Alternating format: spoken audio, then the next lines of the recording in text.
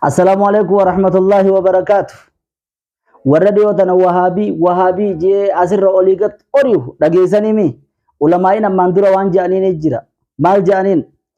Wahabii jee kana diisa deeysu cadaabni rabbii isa haa bobeeysu yaa irkoo haqaa rahmataan nu laali. Wahabii yattiin hadiisa nabiiti irraa dukkanaa barnuurri rabbiiti yaa irkoo haqaa rahmataan nu laali. Wahabii waan fenne hadiisa tawxiida salafaa ni bayaansa malee baaxila khalafaa. Maali wahabiin? Jecha wahabii jedhu kana mee dhaqaa gaafadhaa hordoftoota Muhammad Abdul Wahhaab jechuu keenya isiniin jaan. Akkasiimi Qur'aanni hadiisni Ar-Rahmaanu ala al-arshi istawaan واعبدوا الله ولا تشركوا به شيئا ربي ملي وان براهن جبرناهن محمد عبد الوهاب كان ايجا اني دو اخنو وقال بلا ما في وهي خنامتي امكو ما في دبا فردور بو نتي قرآن اتي امنه حديث اتي امنه تارغا اسان دوان كان قبان قمنو ارام بينو وهابي وقاني بجانهم بارغنا Wahaab jechuun maqaa rabbiiti. Maqaa rabbiitiin nama arrabsan.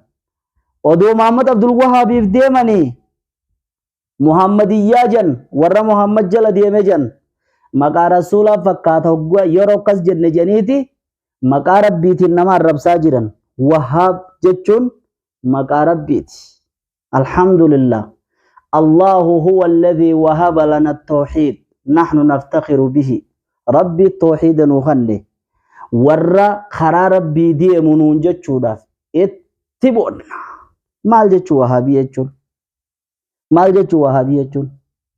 Wanni isaan halkanii guyyaa asirratti as yaa'anii maqaa ulamaa'otaa kaasanii ammaas rabbiin bakka hin qabu je'anii ayata Ar-Rahmaanu alal arshi istawaa jedhu awwaalanii arshir rajira yatte rahmani nigagabani milkan nizani ya irko haqa rahmatan nulali isa khanjau malif didanini akasim beita dubbi gamizani ya irko haqa rahmatan nulali ar-rahman wal arshi istawaji isami me qur'ana khaysa jira allah mawjudun bila makanin qur'ana namni harfi takakare sawaba mana qaba khalam alif lam mim namni kare sawaba soddon jaha الرحمن على العرش استوى ثواب ميكا واني انسان جولة مخلوقا ولقبني ادو تكا تكا هدو بكاتني الرحمن على العرش استوى ديزني الله موجود بلا مكان نمك رائسا جرن ان شاء الله باطل ثاني صوبة ثاني تكا تكا نسني ديهي سودا قبطيدا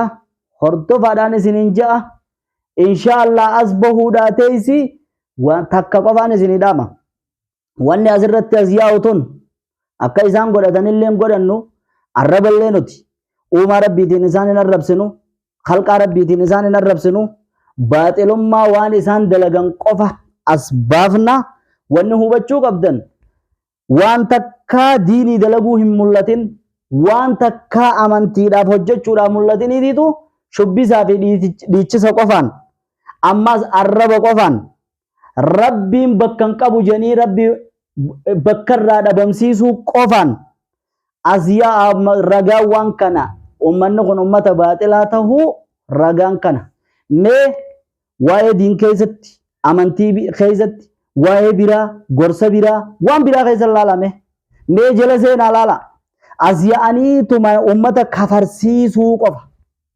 ummanni insha Allah alhamdulillah ulamaadha qabanii ulamaa diin qur'aana tawxiida hadiisa اتهمت قبني أمّن خينيا دامور دبامه أمّة خينيا جامسو بلا خطاني سنيف جتشا جذبادان هندگامين هذا إسنين جنة إن شاء الله فول دراف